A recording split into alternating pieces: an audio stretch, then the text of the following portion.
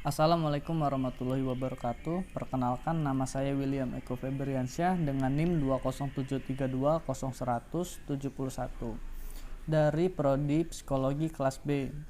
Di sini saya akan menjelaskan materi atensi dari mata kuliah Psikologi Kognitif. Langsung saja kita mulai materi atensi. Yang pertama yaitu pengertian atensi. Atensi adalah pemrosesan secara sadar sejumlah kecil informasi dari sejumlah besar dari informasi yang tersedia.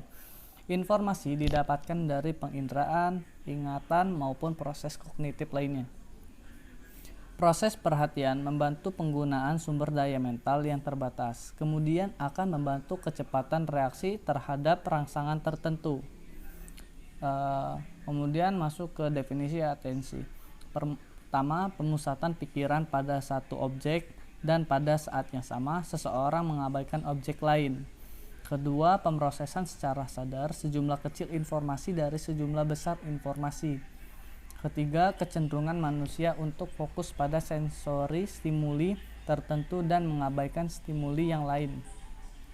Keempat, pemusatan pikiran dalam bentuk yang jernih dan gamblang terhadap suatu objek stimulan atau sekelompok pikiran. Yang terakhir, pemusatan kesadaran. Kita masuk ke jenis-jenis atensi. Yang pertama yaitu ada selective attention. Perhatian selektif terdapat pada situasi ketika seseorang memantau beberapa sumber informasi sekaligus. Penerima informasi harus memilih salah satu sumber informasi yang paling penting dan mengabaikan yang lainnya. Faktor-faktor yang mempengaruhi perhatian selektif adalah harapan, stimulus, dan nilai-nilai. Penerima informasi mengharapkan sebuah sumber tertentu, menyediakan informasi, dan memberikan perhatian lebih pada sumber tersebut.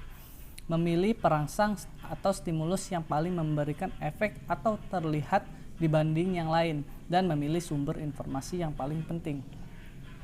Kemudian ada focus attention. Dari jenis atensi tersebut, perhatian terfokus mengacu kepada situasi ketika seseorang diberikan beberapa input, tetapi harus fokus pada satu input saja selama selang waktu tertentu. Penerima informasi berfokus pada satu sumber atau input dan tidak terganggu oleh gangguan-gangguan lain. Faktor yang berpengaruh terhadap perhatian terfokus adalah jarak dan arah, serta gangguan dari lingkungan sekitar. Penerima informasi akan lebih mudah menerima informasi dari sumber yang berada langsung di depannya.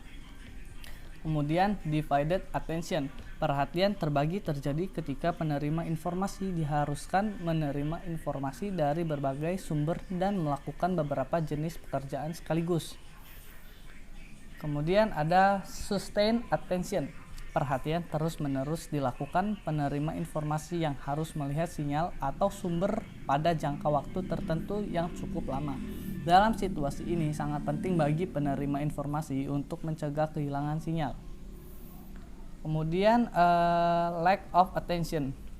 Kurang perhatian merupakan situasi ketika penerima informasi tidak berkonsentrasi terhadap pekerjaannya. Situasi ini disebabkan oleh kebosanan atau kejenuhan dan kelelahan. Ciri-ciri pekerjaan yang dapat menimbulkan situasi kurang perhatian adalah pekerjaan dengan siklus pendek, sedikit membutuhkan pergerakan tubuh, lingkungan yang hangat, kurangnya interaksi dengan pekerja lain, motivasi rendah, dan tempat kerja memiliki pencahayaan yang buruk. Kemudian ada proses atensi.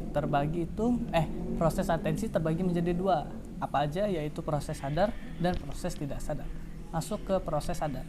Proses sadar itu membutuhkan kesadaran untuk dapat mengarahkan perhatian secara terkendali. Biasanya proses terkendali membutuhkan waktu lebih lama untuk dilakukan karena dilakukan secara bertahap. Proses tidak sadar, misalnya mengarahkan pandangan pada rangsang yang menarik secara kognisi, memperhatikan secara otomatis, dilakukan tanpa bermaksud untuk memperhatikan suatu hal. Perhatian terhadap suatu hal atau tindakan dapat dibentuk sehingga menjadi otomatis melalui latihan dan frekuensi melakukan tindakan tersebut. Terakhir, fungsi atensi.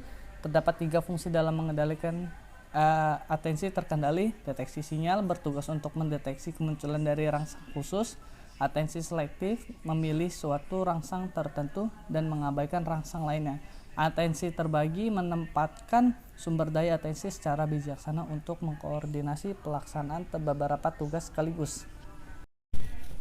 Demikianlah penjelasan dari saya. Saya akhiri. Wabillahi taufiq wal hidayah. Wassalamualaikum warahmatullahi wabarakatuh.